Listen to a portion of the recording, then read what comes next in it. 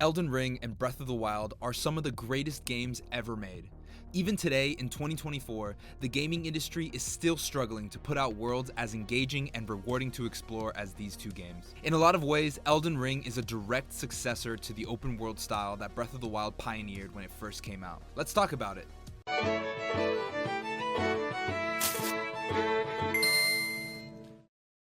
The year is 2017, and the Switch, alongside its launch title Breath of the Wild, have just released. You can hear some of my thoughts about it in this video, but the gist of it is that it revolutionized the open world genre. Back in 2017, most open worlds were basically some variation of Far Cry 3. Seriously, Far Cry 3 came out 13 years ago, and we're still getting games that completely rip off the open world's formula. You know the one: map markers, enemy bases to clear, random collectibles throughout the world, if you're lucky, and boring slogs from one objective to another with no forethought given to the player's experience within the world. Most game developers, I'm looking at you, Ubisoft, are perfectly content with the open world just being the setting for the game rather than an actual gameplay mechanic that players can engage with. These worlds are not worth exploring, and I can hardly remember any of the open worlds I've played in the last decade, besides a few exceptions. But back to Breath of the Wild. This game fucks. I knew from the pre-release gameplay that it was going to be something special, and I was so right. Breath of the Wild is a game that just puts you into the world and says, go ahead, play the game, have fun, go over there, jump over that rock. Rather than the open world being a setting for the gameplay to take place, the open world was the game. I go back to the older video about Zelda, and in it, I bring up the importance of questions in open worlds. These are supremely important to an engaging gameplay experience. In games like Far Cry or the newer Assassin's Creeds, Ubisoft, what did you do to my baby? You basically know at all times where you're going and what you're going to do when you get there. This is lazy, and in my opinion, a substitute for clever worldcraft. You're often not asking yourself interesting questions in these games. The only thing you're really doing is going down a checklist of things to complete. Well, when Breath of the Wild came out, I was like, hell yeah, we're gonna get more games like this and less of those shitty Ubisoft open world games. Lol, no. It's like everybody saw the success and acclaim of Breath of the Wild's open world and collectively decided to forget it ever happened. I don't know. Maybe it's just really hard for the average dev studio to pull something like this off.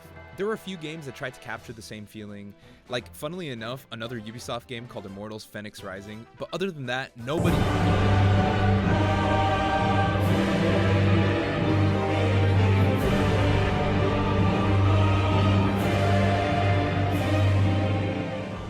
Elden Ring was everything I was waiting for.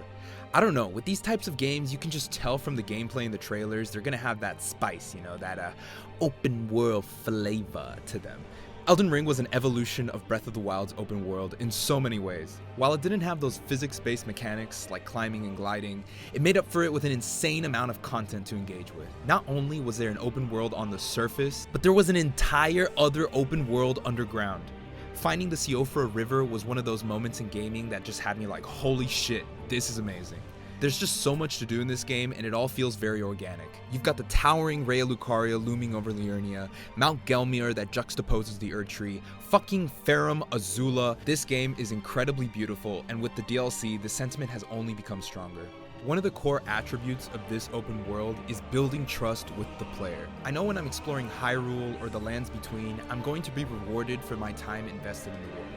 There's always some ruins or cave or forest or lake or 6 hours later, or tower or castle or city. Well, you get the point. The world invites you to explore every area thoroughly. Throughout my playthrough, I was always analyzing the map and the landscape, trying to figure out where I haven't been and where I should go. You feel like an explorer charting a new world, placing your own map markers and symbols to remember where everything is. These are just not things I do in other games, because they tell me exactly where everything is and where everything isn't. There are tons of little secrets to find in Elden Ring, and most of the time, any small shadow or unsuspecting building often leads to more interesting places or awesome rewards. Rewards in Elden Ring bring me to the topic of this video. The game has an overwhelming amount of stuff to collect, and while not everything is immediately useful, the grand majority of it fits some kind of interesting niche or build for your character. The build variety is where Elden Ring really shines. Breath of the Wild didn't really have any real RPG mechanics to engage with, while Elden Ring has all the gameplay mechanics you've got with the DLC. 408 weapons, 79 shields, 213 spells and incantations, 154 talismans, 84 spirit ashes, and 744 armor pieces. I'm not even mentioning consumables like arrows and jars. It's actually insane how many builds you're capable of putting together, and the game is designed to incentivize players to do this. Let's talk buffs. There's an ungodly amount of buffs that can come from armor, talismans, weapons, shields, spells, ashes of war, spirit ashes that can buff nearly any damage type your character has.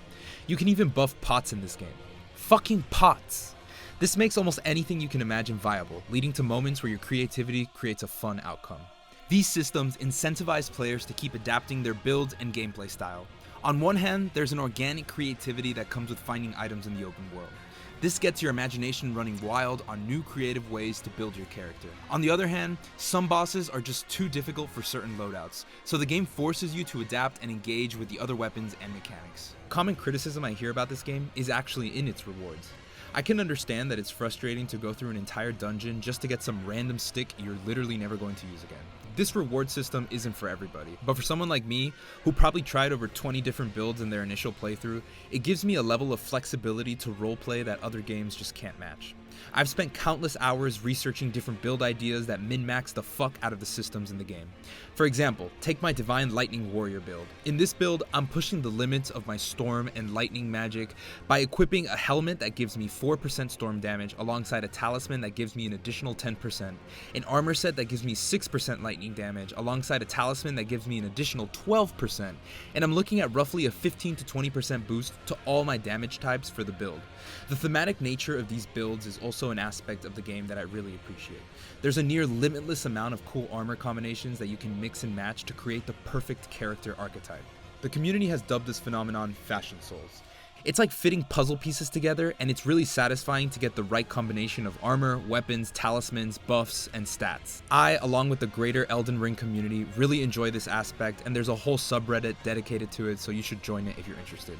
I go back to the questions in open world games. Before Elden Ring, these were usually limited to the world themselves. In Breath of the Wild, there was very little room for me to roleplay who Link was and what his origins or motivations were. But with Elden Ring, I was able to let my imagination run wild and fantasize stories, origins, and motivations for my characters. These questions allowed me to further immerse myself in the world and adventure I was on. Take my Warlock of the Great Beyond build.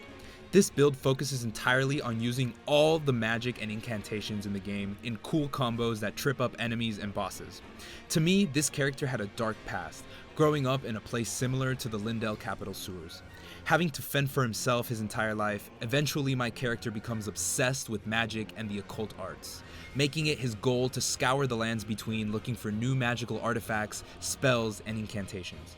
This character cared little for NPCs and was generally a chaotic, neutral character. It's amazing how much more depth I was able to add to my character by just role-playing with the tools that were available to me. That's pretty much all I have to say on the topic. I hope you enjoyed. If you did, leave a like, subscribe. It really does help me out. It pushes me out to the algorithm. If you want to see this channel succeed, hit those buttons. If you made it to the end of this video, say, "Curse you, Bale!" All right, peace.